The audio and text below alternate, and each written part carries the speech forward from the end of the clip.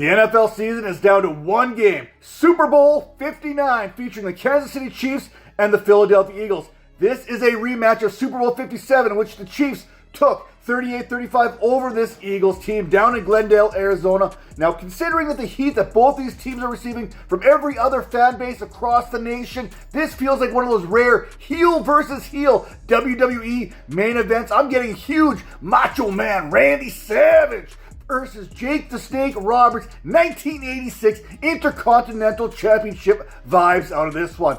Philadelphia, they return to the Super Bowl for the second time in 3 years after dismantling the Washington Commanders in that NFC Championship game 55-23. While the game was close for three quarters, Philadelphia, they pulled away in the fourth with three unanswered rushing touchdowns as Saquon Barkley and the Eagles proved that you could still run the ball to make it to the Super Bowl. My God, that is the Kansas City Chiefs music. Patrick Mahomes and company want to make history and three-peat as Super Bowl champions. The Chiefs have habitually played in the Super Bowl in recent years, and this marks their fifth trip to the championship game in the last 6 seasons, after once again they eliminated Josh Allen and the Buffalo Bills. Kansas City is 12-0 this season in one-score contests and has won their last 17 consecutive one-score games. Now let's talk about those starts and sits, and we have to talk about those must-start players, and the only one that I'm must-starting this week is Saquon Barkley. Look, the irresistible force is going to meet the immovable option. The paradox is on full display this week down in Louisiana. Kansas City, they finished the regular season as the stingiest team in terms of fantasy points surrendered to the running back position, allowing just 16.24 per contest. The 1,197 rushing yards yielded was the third fewest, only behind the Detroit Lions and the Baltimore Ravens, while the 413 receiving yards surrendered to the position was the fourth lowest in the NFL. However, in the playoffs, that run defense has not been nearly as good. Against the Bills, the Chiefs struggled to stop James Cook, who averaged 6.5 yards per carry on his way to 85 yards on the ground, adding another 49 yards on 3 receptions.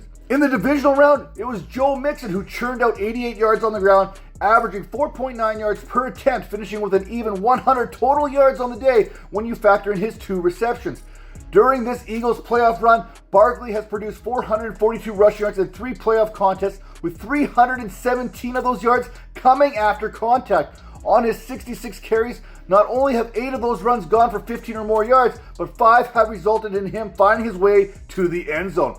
Barkley is averaging an astonishing 147.3 yards per game and 6.7 yards per carry this postseason. Hey, you got to keep going with the hot hand here. Now let's talk about some other starts here in the Super Bowl. How about A.J. Brown? A.J., he started the playoffs slowly, hauling in just 3 passes for 24 yards on 10 targets during the wild card and the divisional round. Then, against the Commanders in the conference championship, Brown was targeted on 8 occasions, producing 96 yards and a touchdown on his 6 receptions. During the regular season, the Chiefs allowed 33.22 fantasy points per game. That was the 15th most to wide receivers, as opposing wide receivers caught 207 of 319 intended targets for just over 2,300 yards. Last week, Mac Hollins, of all people, was able to catch 3 passes for 73 yards and a touchdown against this Chiefs secondary. Even Amari Cooper had 4 receptions, and Cooper hadn't had 4 receptions in a game since back in December 8th to be exact. Another start this week is Jalen Hurts, the quarterback of the Philadelphia Eagles. Can Jalen Hurts outplay Patrick Mahomes? Well, from a fantasy perspective, the answer is yes. Hurts' 8 rushing touchdowns are the most in NFL history, as he surpassed Hall of Famer Steve Young last week, running the ball in on 3 separate occasions, pushing that total to 9 on his career. Going back to Super Bowl 57, even though the Eagles lost that contest, Hurts, he still threw for over 300 yards, he ran for 70 yards, and he accounted for 4 Eagles touchdowns on that day. Teams, they need to play nearly perfect football against this Chiefs team to win. And on that day, Hurts' costly fumble may have been the tipping point, as Nick Bolton had a scoop and score. Now Hurts, he has been clean this postseason, having yet to turn the ball over while accounting for 7 scores in 3 postseason contests thus far. Now another player you're starting no matter what. How about Travis Kelce? We've said it before. Travis Kelce in the playoffs is a different breed of tight end altogether. In 2 games, Kelce has 9 receptions for 136 yards and a touchdown, is averaging 14.3 fantasy points per game. Even though the Bills held Kelce to 2 receptions for 19 yards last week, in Kelce's last 15 postseason contests, Kelce has 122 receptions, 1,407 yards, and 14 touchdowns. Now the Eagles, they run cover 3 coverage 26.1% of the time throughout this postseason, while increasing their use from 19.5% to 26.1% as well in the playoffs when it comes to cover 4. During the regular season, Kelce averaged 0.39 fantasy points per route run against cover 3 and 0.36 versus cover 4 coverage.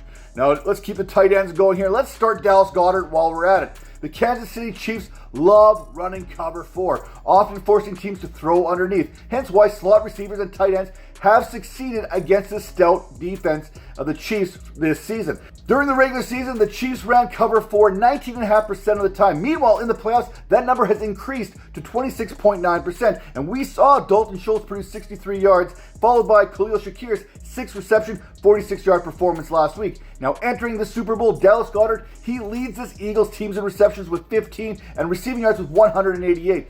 In 3 postseason contests, Goedert is averaging 6 targets per contest and has a target share over 26%.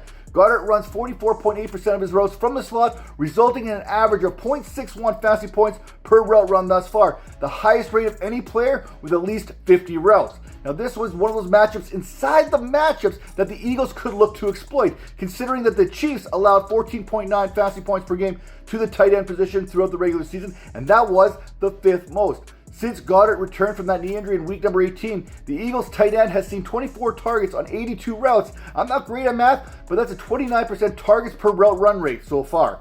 Now, how about some more guys that we're putting in our flex? How about Xavier Worthy?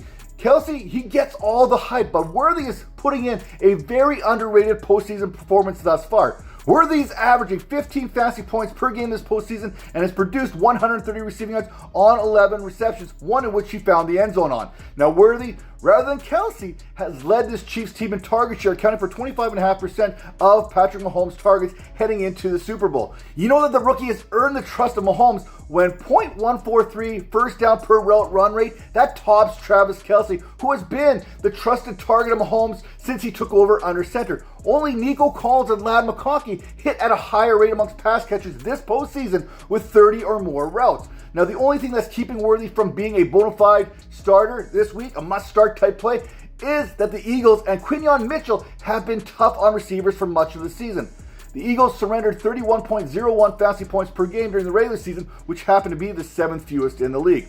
Let's keep it going with these wide receivers, and I'm also going to flex Devonta Smith here. Now, there may not be a more underrated wide receiver in the NFL than Smith. Leading to the Super Bowl, all anyone wants to talk about is Brown, Hurts, Kelce, Mahomes. Rarely is Smith's name even mentioned, and that's a shame.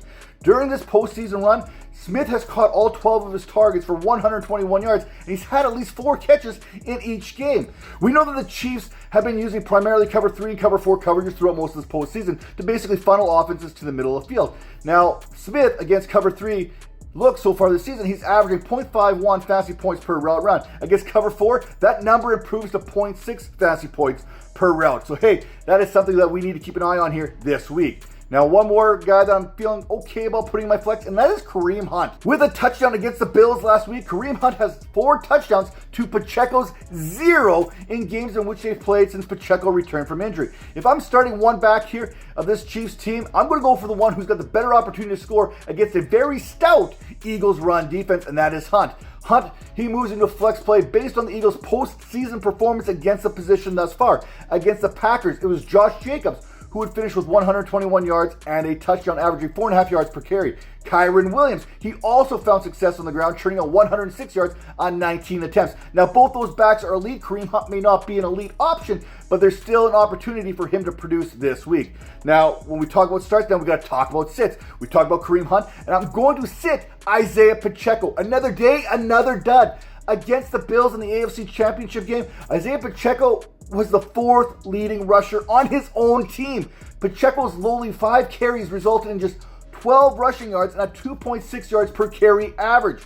Kansas City, they scored 3 rushing touchdowns. 2 went to Mahomes, 1 went to Hunt, none went to Pacheco. On 59 rushing attempts since Pacheco's kind of been back, Pacheco has produced just 205 yards on the ground, which works out to 2.9 yards per attempt. Only the Chiefs have allowed fewer fantasy points per game this past season than the Eagles have to running backs, who are allowing just 16.36 fantasy points per contest.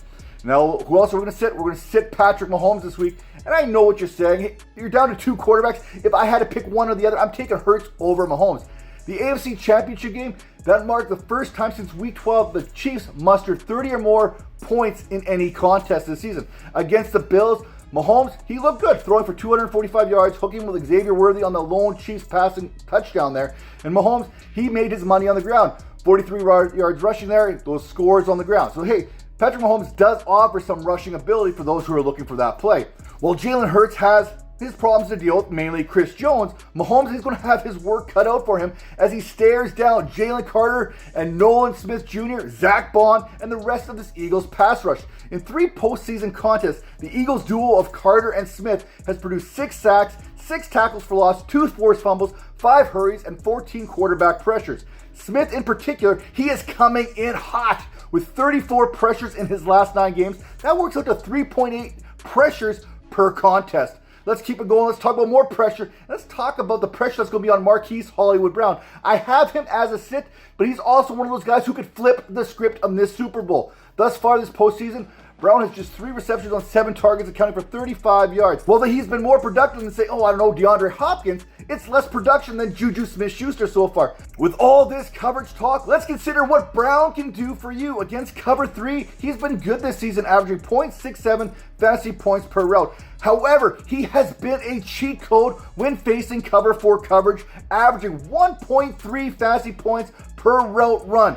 If the Eagles deploy that coverage as they have this postseason, then Brown has an opportunity to play a prominent role in this Chiefs offense. And finally, I am sitting DeAndre Hopkins. What can I say? Hopkins has been targeted just 3 times in 2 contests, 11 receiving yards. He's had less receiving yards than Isaiah Pacheco, Noah Gray, Samaje Perine. Heck, you and I have caught 1 fewer pass than Hopkins has this postseason. At this point, you basically are forced to start DeAndre Hopkins in those one-and-done contests, but I got more confidence in Juju Smith-Schuster, and that is saying something because I'm like anti-Juju Smith-Schuster in basically everything I do when it comes to my fantasy analysis. But what I'm all in on, hey, I'm all in on RotoBaller.com for all of their latest news and fantasy analysis. And hey, check out the RotoBaller Discord channel where you'll catch me there 24/7 answering all your fantasy football questions. We'll see you next time.